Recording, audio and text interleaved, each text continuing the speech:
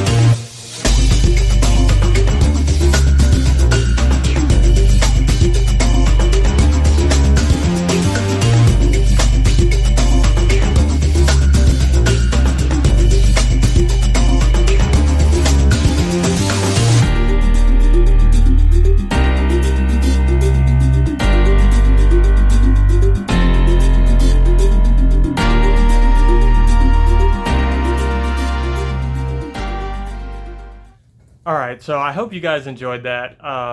It was just something fun to do, and sometimes you have to be a little bit silly. I don't care sometimes what people think. I have fun, and that's what I like to do. I like to laugh, I like to encourage people. So anyway, I hope you enjoyed this episode, and we'll see you on the next one.